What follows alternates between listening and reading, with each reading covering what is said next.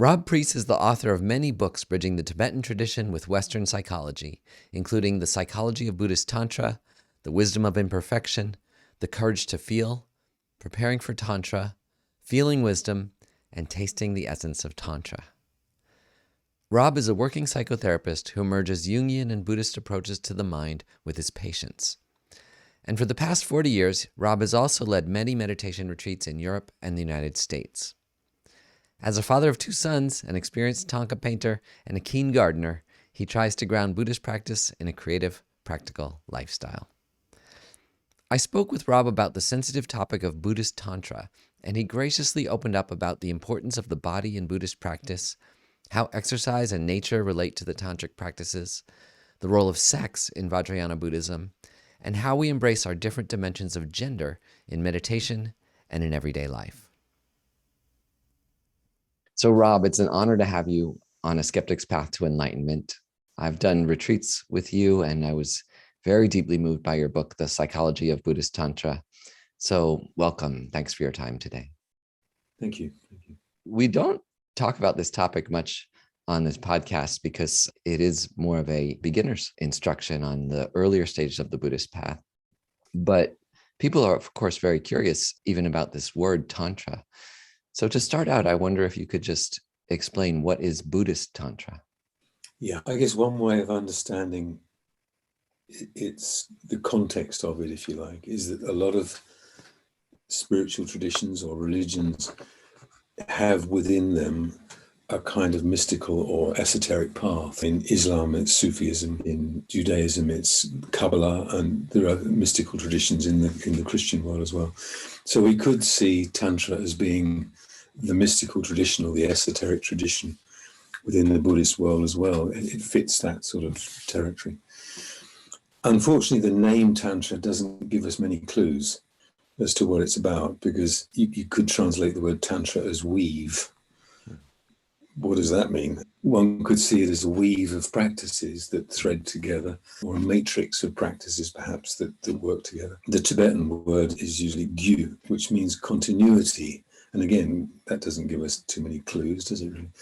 But the idea of Tantra as a continuum of transmission of a process, a transmission of an experience that's being handed down or has been handed down for hundreds of years.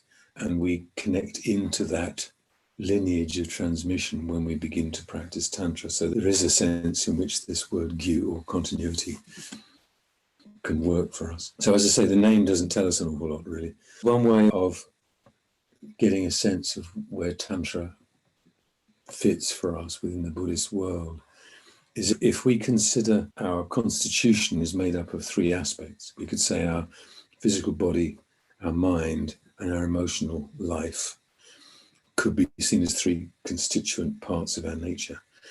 And each of these currently we could see as being relatively disturbed or not always very healthy, but they each have the potential to be transformed and refined into their pure nature, so that our physical body can be refined, our mind can be refined, and the emotional body, which is to do with the energy in our nature, the energy body, the subtle body, can also be refined. And when they are refined, they become the 3 bodies of a Buddha, or the 3 kayas of a Buddha. So basically we could see Tantra as the Buddhist approach to transforming our body, speech and mind into their pure nature, into their Buddha potential, into their Buddha nature. And all the different practices that are involved in Tantra are aimed at transforming these 3, really.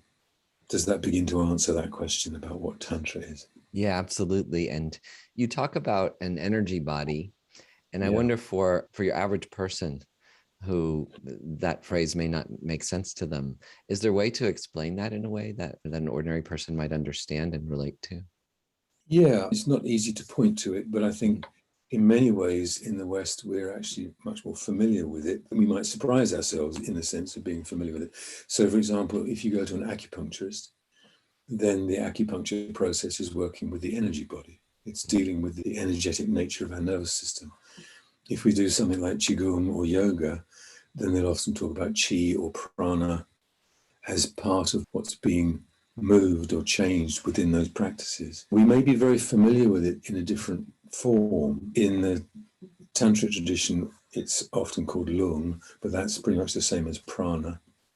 And I suppose we could see this as a subtle vitality in our nervous system that is not easy to measure in Western scientific sense. But one of the things that we start to discover is that there is a link between the body and mind and the sort of intermediary ground, which is often seen as the energy body. It's almost like the sort of psychosomatic link between physical body and mind is the energy body. The way we most would be familiar with it is that it's often called the emotional body, because one of the primary symptoms or manifestations of the energy body is our emotional life. So when we experience strong emotions, there is a level of an energetic component to it. If I feel fear or anger, we feel it in the body. There's a vibration in the body, which is very strong. And that's connected to the energy body. So the subtlety of the energy body can be really quite refined, or it can be quite gross, quite strong. It's where we start to recognize that we have an energetic nature. The word energy is overused, so it's difficult to know quite what to use instead. But as I say, prana is one term for it. Chi, ki, lung in Tibetan. It's quite an important sort of central feature of tantric practice, really. I looked it up the other day because I was talking to Dr. Thupten Jinpa and we were talking about science and physics. So I actually looked up the word energy because I think people get really a little bit woo-woo when you say the word energy, but in physics, it just means movement. It's actually the movement. And when you look at this from other spiritual traditions, the Chinese Qigong tradition, Qi is the same word, energy. And if you don't have any Qi, you're dead. So in a sense, it's life, right? It's the kind of mystery of movement and life or something like that. Is that a way to think of it? Yeah, and in that sense, maybe sometimes using the word vitality. It's interesting, the metaphor that's used for the energy body is a horse and its rider. It's called the lung ta, where the horse is like the movement of the energy and the rider is consciousness sitting on the horse. So as one moves, the other moves. Yeah, the movement of the energetic process in our nature affects the mind. If the energy is very aggravated, the mind is going to be busy. Yeah. As a side note, right, when you see the Tibetan prayer flags, they're often the horse with the rider that's symbolizing the riding on the winds, right? Yeah, exactly. Yeah. I think that's nice for people to know because sometimes you just look at the prayer flags, but they have some very deep symbolism in there. Exactly. And there's the wind blowing through the prayer flag.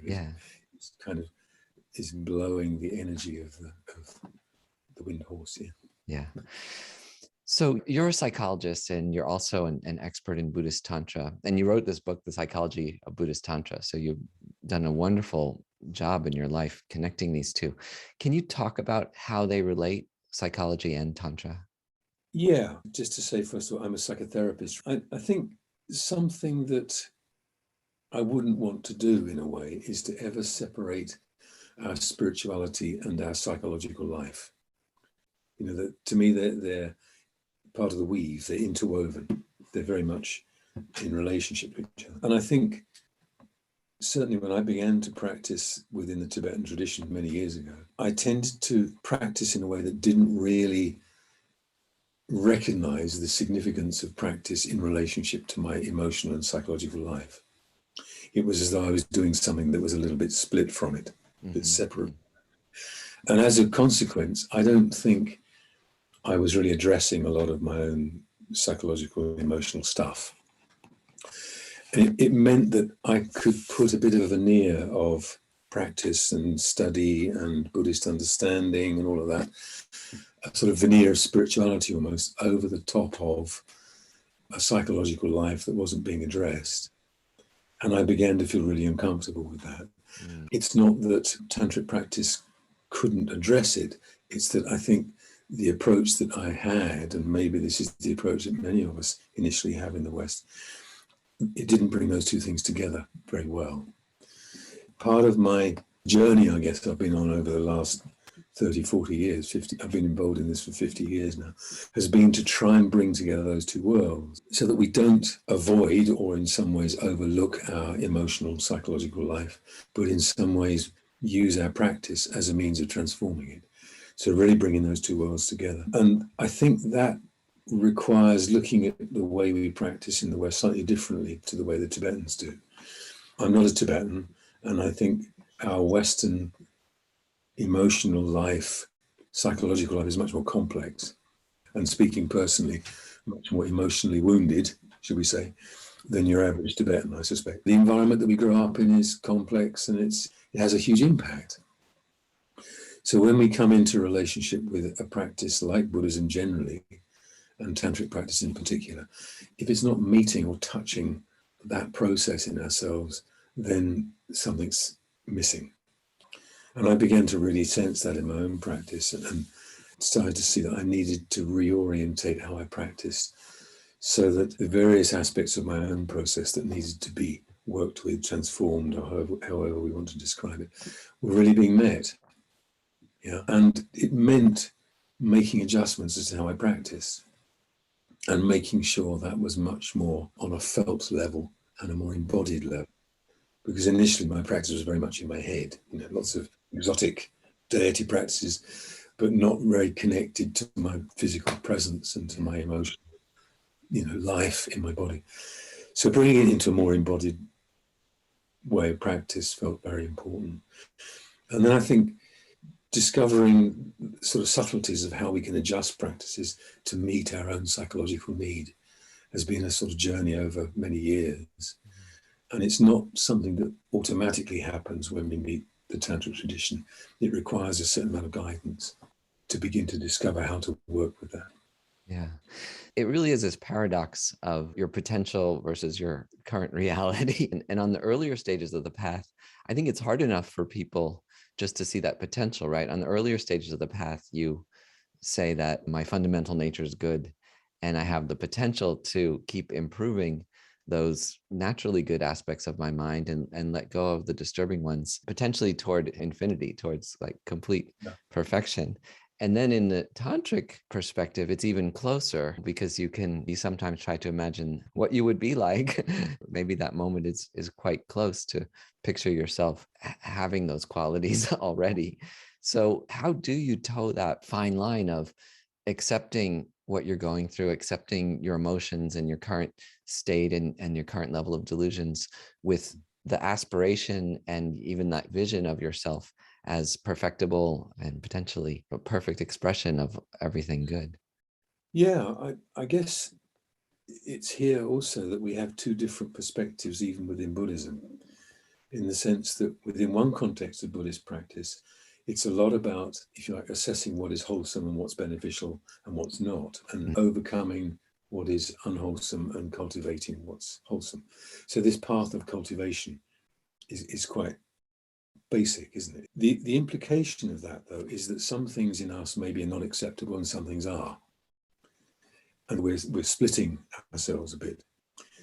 With the tantric approach, nothing is unacceptable in the sense that all that we are, whether it's our good qualities, our struggles, our emotional difficulties, they all go into that transformational pot, so to speak, to cook and transform. And the reason for that is that what we're sort of recognizing in this approach is that in essence, everything can be refined into its true nature, into its pure nature. So even a strong emotion, if we can understand how to be with it in a certain way, it begins to transform into its clear, open nature, rather than its contracted, knotted emotional nature. It actually becomes freed. So we're not trying to get rid of it. We're trying to recognize if I can relate to it in a different way, that begins to open up and transform.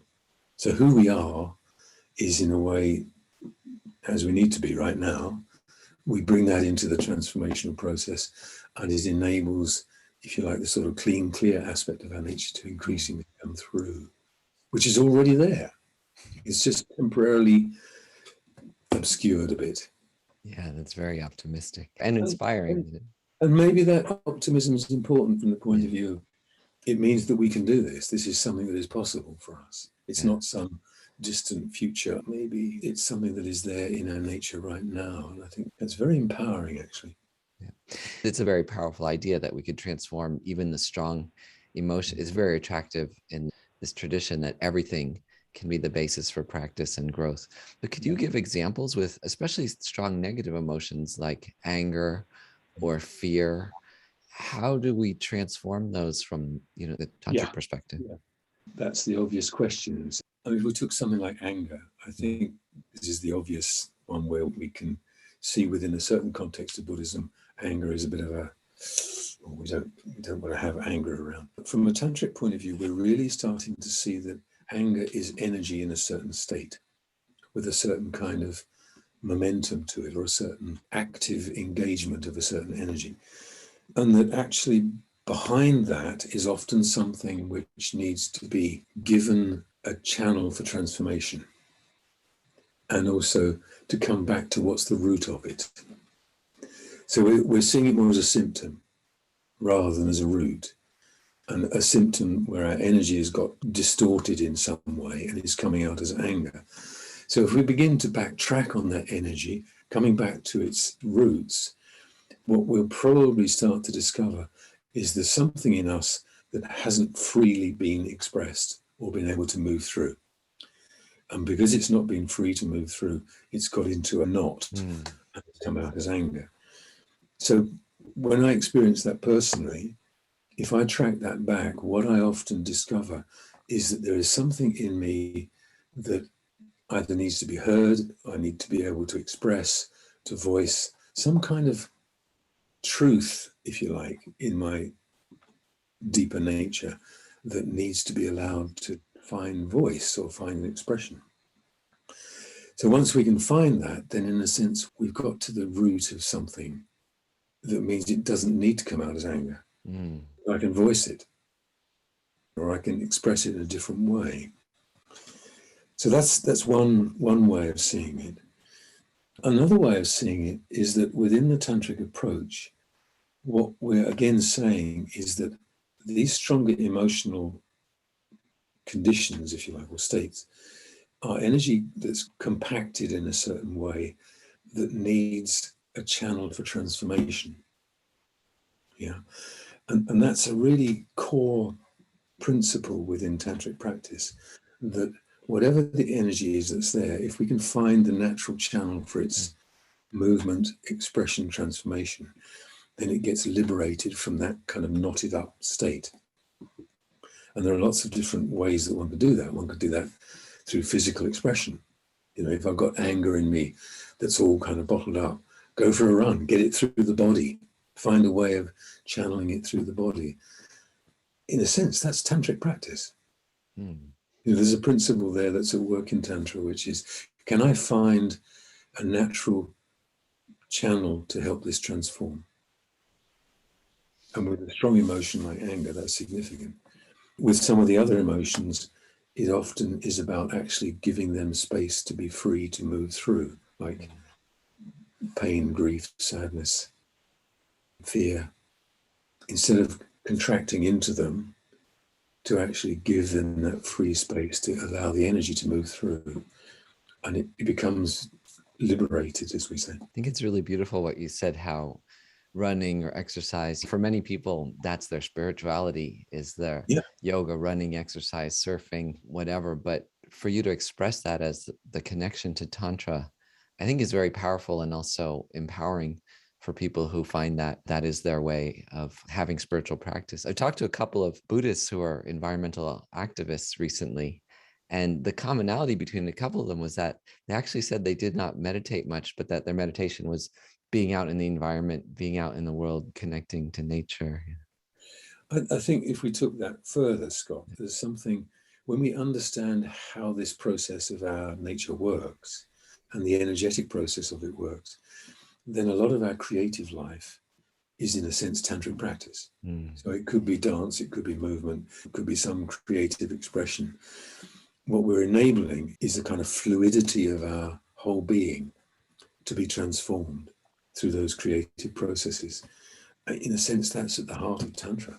It doesn't have to be some exotic deity practice. It's how we work with our nature in a creative way. I've been reading Robert Thurman's new book, The Wisdom of Bliss, and he renames joyful effort as creative effort. He says, that's the fundamental aspect of our expression, is to find that creativity. Yeah, absolutely. And the difficulty for us quite often is that we freeze it, we block it, we limit it, we restrict it.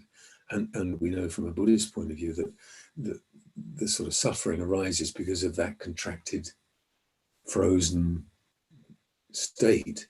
If I can free it in a creative way, then we're living a very different way of being. In the tantric practice, it's very important to have a body, which sounds silly to say, but I think for a lot of us, we think of spiritual practice as completely airy, mental, and so on. But strangely, at this kind of most elevated form of practice, having a body is like the most important requirement to start. Can you talk a little bit more about that, the importance of the body and how we use it? Absolutely. What I was saying right at the beginning about seeing Tantra as a relationship to mind, energy body, physical body, it's the interrelationship between these three that is how we transform. And if we're not in the body, then in a sense, we're not going to be in relationship to the energetic process. So we could do lots of stuff in the mind, but we're not really fully transforming. Because in a way, we could say that it's about actually enabling something to come through and be embodied and expressed that is at the heart of our spirituality, actually. Opening to a certain quality of awareness, letting the energy, the dynamic of that, the movement of that come through our physical body and to be expressed and manifest. We could see that as being at the heart of our spiritual practice as Buddhists. And the danger is that we miss the body in that. And in the West, we can be a bit disembodied. And that's part of our wounding, if you like, emotionally. And so to actually bring it back into the body becomes a healing process, but it also means that we can start to manifest. We can actually embody and express something of our spirituality in the world for the welfare of others, really. Yeah. You started to touch on this by talking about even exercise as a tantric practice, but to ask specifically for a non-Buddhist or a beginning meditator, are there aspects of Vajrayana tantric practice that are accessible to them and useful to them? I think some of the understanding that we've been talking about, how the energy works in the body and how that's connected to our emotional life, is really useful. And certainly for people that are already engaged in something like Qigong or Tai Chi or whatever, then it's not a big step to move towards some elements of tantric practice because they'll be familiar with the basic ingredients. So I guess we come to a place where to step into certain kinds of tantric practice require particular introduction. Yeah. So we're familiar perhaps with all these different deity practices. As soon as we move into that kind of territory, that we're stepping into a zone where it requires a bit more guidance, a bit more preparation to begin to explore that. It doesn't mean to say that people that are relatively new to it can't do it, because there are stepping stones into it that gradually can take us towards a deeper relationship to that way of practice. But it does require quite skillful entry into that world. Yeah, because we're really then starting to talk about a lineage of practices that have come for thousands of years, and they have specific ways of working that we need to begin to be introduced to. And it's not that they're dangerous or that they're super complicated necessarily, but it's something about the subtlety, the nuances of how we begin to practice those things that really requires some guidance. It does help to have some knowledge of Buddhist teachings, Buddhist understanding, to know where they sit, but people can be gradually moved towards them. If it's healthy and safe to talk about it, can you talk a little bit about what happens when you cross over that boundary to some of those practices, like how Tantra relates to how we see ourselves? I think you say this in your books, that you need to have a healthy relationship to pleasure. For example, you have to have a positive attitude toward yourself, a healthy love for yourself. So can you talk about that, of how you see yourself, what's required just to enter Tantra, and also how Tantra changes how you might see yourself? Yeah, I think something you may be touching on is where in the Psychology of Buddhist Tantra, I talk something about, forgot the name of the chapter now, having a stable sense of self. Yeah. I do think that it really helps to have done some personal work on ourselves a bit in some way, in order that we do have a relatively stable sense of identity, stable sense of self. Because as soon as we start to step into the process of tantric practice, in a way, we're starting to stir things up a bit. We're starting to move things and activate things that we need to be able to integrate and bring into our experience in a healthy way, rather than it knocking us out of sync with ourselves. We don't want it to disturb us. We want it to be something that enables us to healthily grow and transform. It is helpful to have some sense of psychological stability to some degree. But having said that, I think, and this was something that Lama Yeshe, my main teacher, used to say, sometimes we may have a relatively poor quality sense of self. I may feel like I'm rubbish, I'm not very capable or whatever. Low self-esteem can be something that many of us suffer from. And what he used to say is, if I feel like a mess inside, then I emanate mess. On the other hand, if I have a deeper relationship to my kind of essential goodness or my essential clear nature, then that's what I begin to emanate. And I guess we could say that one of the things that happens with our exploration of tantric practice is that we, through the deity practices in particular, we begin to access a connection to the source of our innate goodness, our innate health, if you like, our Buddha nature, through these deities.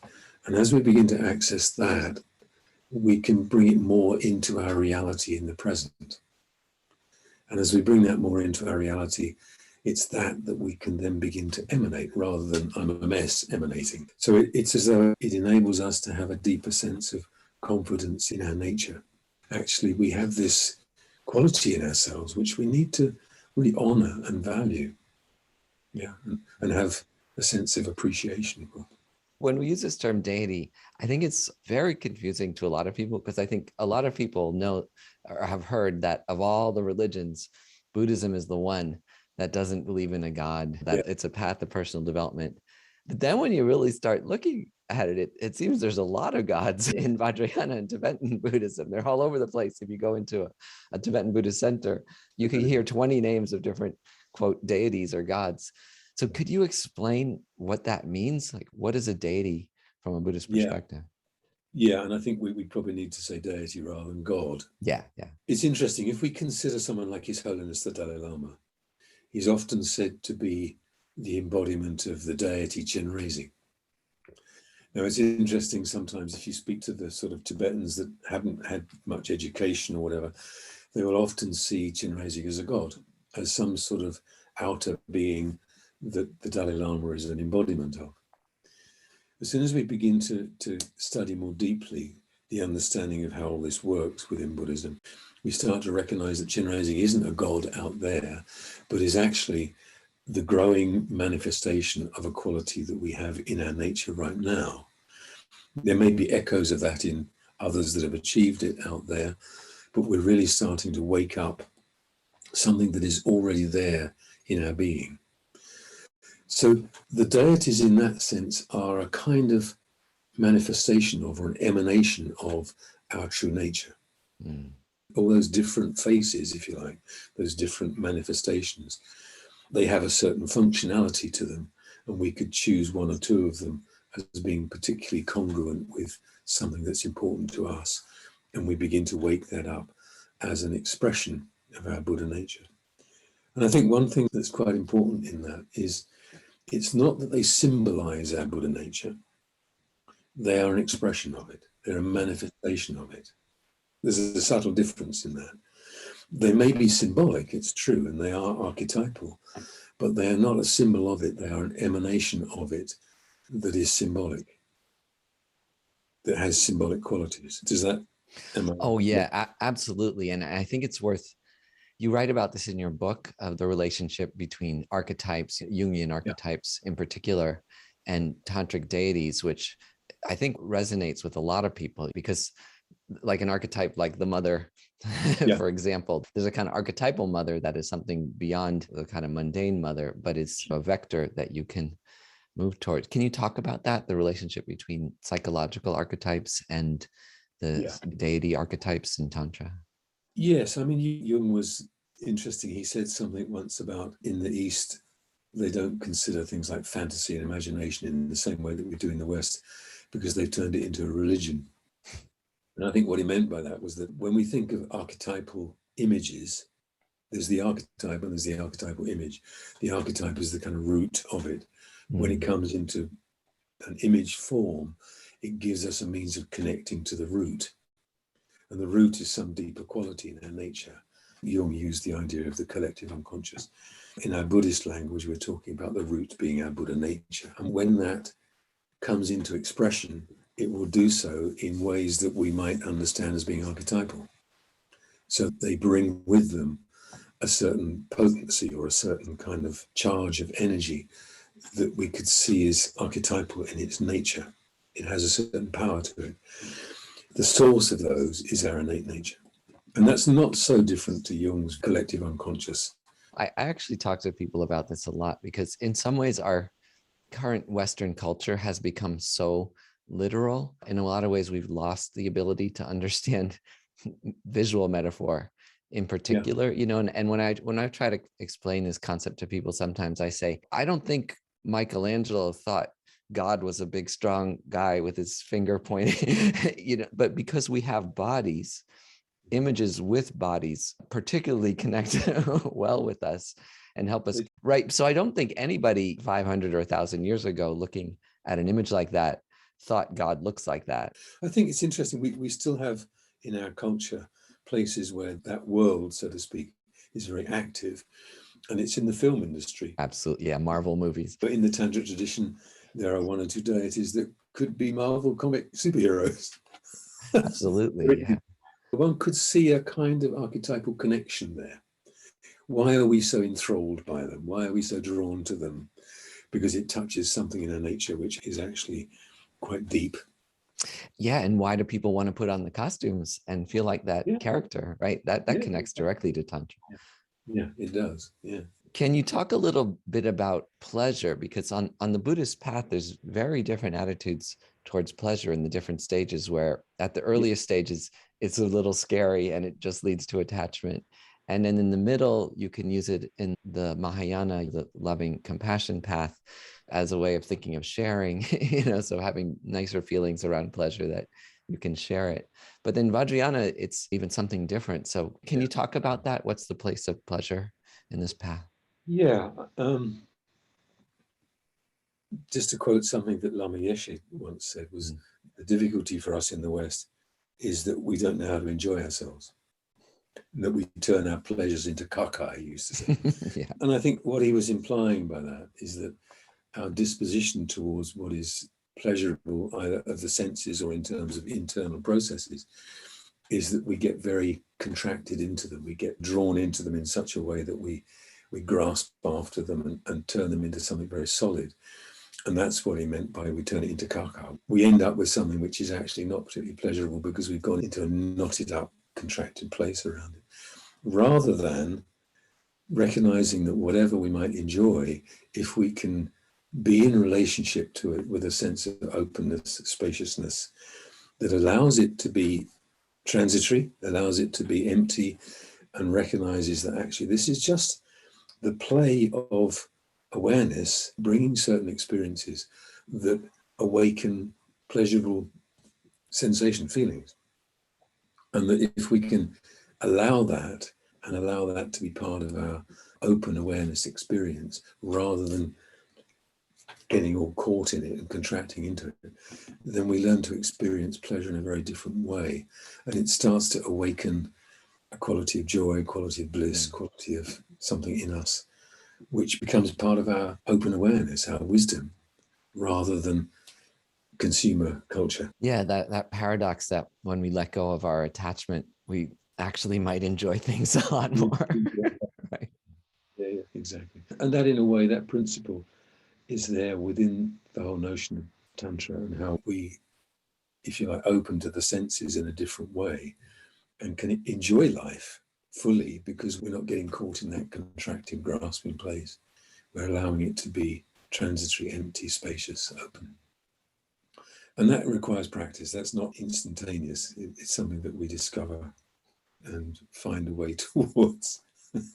Something else we see, on this dimension of pleasure is that in a lot of this tantric imagery, you see sexual imagery very clearly, naked deities making love. Like, it's quite obvious. It's not hidden at all. It's quite obvious. And when you hear about Tantra in non-Buddhist perspectives, it's often seen as a kind of way to enhance your lovemaking and so on.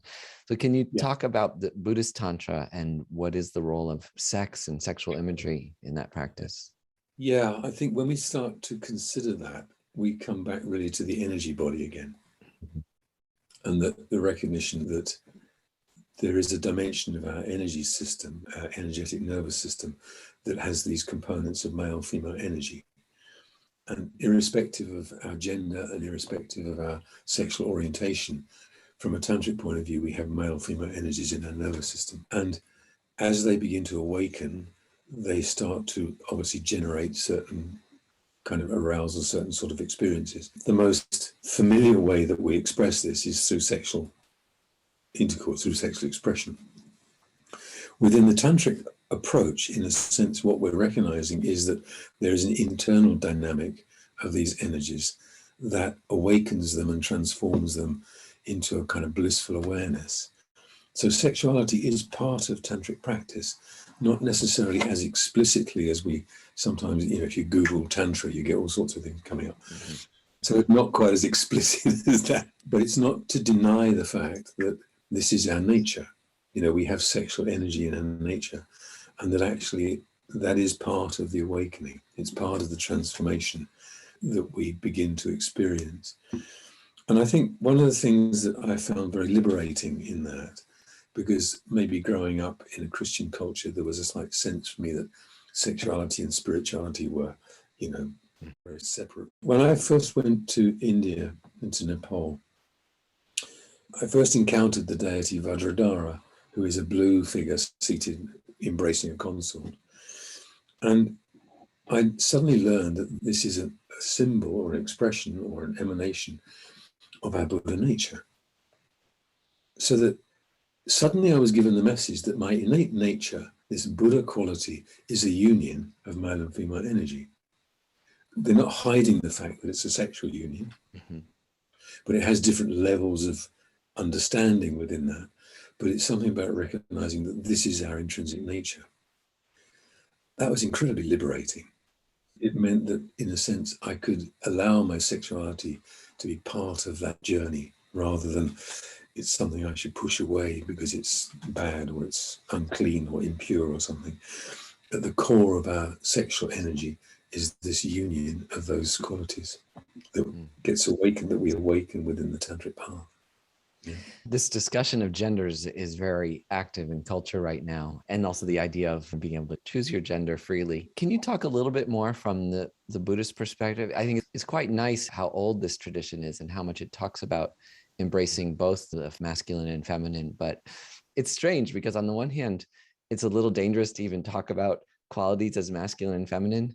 But then on the other hand, we have a greater freedom than ever to let people choose to be masculine or feminine. Yeah. So could you talk about what are the masculine and feminine energies that, as you said, from a tantric perspective, we're trying to awaken both of them inside of us? You're right. This is a very interesting time in terms of how we identify with male, female energies and so on. And we each have our own orientation to that. A lot of that is, in a sense, what we choose to identify with and how we bring that into our life, which we're all free to do in whatever way we wish. I suppose within the tantric perspective of it, irrespective of our outer gender orientation or expression, there's something about the physical body that has these two components, and it's the relationship between those two components that is what's being primarily addressed. Now, whether we're gay, straight, or non-binary, those energies are still going to be there in our nervous system because it's part of our human condition. How we choose to embody them and how they come into our outer expression is very individual. There's no doubt about that. So perhaps the simplest way that we understand male-female energy, and we don't even need to use those labels, we could put other labels on. If we took the polarity that we give the word male to, the disposition within that energy orientation is towards form, towards shape, towards manifestation, towards direction, the forming process. And the other polarity is the movement towards spacious, open, empty. So we often say that the masculine moves us towards manifestation, form, the feminine moves us towards emptiness, and that it's the interplay of those two as a dynamic in our nature that can come out in all sorts of different ways, different expressions. So maybe we just take the labels off and we have these two polarities, two dynamics in our nature that are in a constant play, form and emptiness. We're back to the Heart Sutra. Mm. And could you try to unpack those two words of form and emptiness, what those might mean? It's easy to use those words, but how would we explain what form and emptiness are? And I know we could spend many hours on that. Yeah, that's a long. So how do we do that in a simple sense? Yeah. Sorry. So we're familiar, I guess, with the sense of how in our life the form of the things that we engage with and the things we create and the things we do, we bring into manifestation. In a way, they couldn't come into manifestation if they were very fixed and static. There's something about the fluidity of form, of how it shapes and reshapes, which is a continual creative process. Mm-hmm. So form is not solid. Form is something that this cup comes into being, so to speak, or something I might create comes into being as a process that shapes something in a particular way. So that movement towards form and manifestation. The only way that can be possible is that what is forming is also constantly changing. It has no solid, substantial nature. It's always in flux. It's always changing. And if we take that back, we recognize it has no enduring substance, actually, even though it creates form, even though we can create form, actually what enables that form is the fact that it has no enduring substance or substantial nature. It's constantly changing and is empty of any solid, rigid form. Yeah, so creativity for me is the constant play of there's space and openness, and there's the potential to bring something into form. But if I make it too solid, then I lose something. If I just leave it open, spacious, then music is a good example of that. It's form and space. Well, right. It was Miles Davis who said it's actually the space between the notes that's more important than the actual notes. Absolutely. Yeah. And the play of those two gives us the beauty of our life, actually. Yeah, that was a wonderful explanation of form and emptiness, and to see those as masculine and feminine as so utterly intertwined and interdependent. Because if for anyone who's read the Heart Sutra, it's amazing but quite contradictory on the surface. It says form is emptiness, emptiness is form, and you're like, what is it? But I think you just explained and unpacked that in a very beautiful way, and then connecting it to gender and our bodies. What a beautiful way to explain that concept. So thank you. Miles Davis is important to me. Yeah. So you've agreed to guide us through a meditation that's appropriate for beginners in some way to get a taste of Tantra that we're going to release next week after this episode. Could you tell us a little bit about that meditation? Yeah. So let's do a very simple meditation where we invite into our awareness, if you like, the presence of one of these deity forms that is a reflection of our own Buddha nature. It's the deity Tara, I was thinking of, green Tara, who's a female figure who's seated on a lotus and a moon disk, and she's green, she's dressed in silk robes, and her quality is a quality of the expression of compassion manifesting in the world in order to support sentient being. So she's an expression of our own potential compassionate wisdom energy coming into a form that we can start to have a relationship with. It's like the sort of pure essence of our compassion and wisdom in this female aspect that in my ordinary sense of me, I can start to have a relationship with, even though she's presence of light, but she's an emanation of our Buddha quality. We start to have a dialogue between me and our Buddha quality. And as part of that, we can request help in certain ways, or we might make certain prayers. And one of the things that we use a lot in the Tantra tradition is mantra. And so with this practice, what I will do is I'll explain the generation of the presence of Tara, and then I'll chant the mantra. And as I chant the mantra, it's as though we're receiving her light energy blessing coming into us, supporting us with her compassion. And then when the mantra stops, we just rest quietly. And then she comes into the heart. And this Tara is one of the most, or maybe in some cases, the most popular practice for a lot of in Tibetan tradition. And it's also associated with kind of power and removing obstacles and so on. She's often seen as the deity that has a kind of swiftness to her, that if you need help, she's there. Yeah. A lot of times when mothers are giving birth, we invite Tara to support the process of a mother giving birth and to help it to go smoothly, so to speak. Yeah. Yeah, and for people who aren't familiar with this, it may be interesting to hear that this feminine archetype is actually the one of power and removing obstacles and so on. She has a dynamic to her that's very powerful. Yeah. Well, Rob, thank you so much for this conversation. It was very clear and beautiful the way you explain these ideas. So I really appreciate your time. You're welcome. You're welcome. Thanks for joining us for my conversation with Rob Preece on the Psychology of Buddhist Tantra. If you'd like to learn more, there's a link to Rob's website on the webpage for this episode, where you can find links to all his books.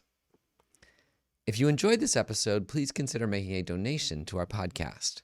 A Skeptic's Path to Enlightenment is a nonprofit organization supported entirely by donations that keep all our content free and ad-free. To support us now, visit our website at skepticspath.org. We accept cash, credit, Bitcoin, and other cryptocurrencies, and your donations are tax-deductible in the US. If you'd like to deepen this conversation, please join our newsletter or our social media accounts on Instagram, Facebook, Twitter, and LinkedIn, where we can be found under the name Skeptic's Path. Thanks to Tara Anderson for producing and editing this episode, Christian Parry for audio mastering, and Isabella Acebal for marketing, digital production, and social media. We wish you a wonderful day.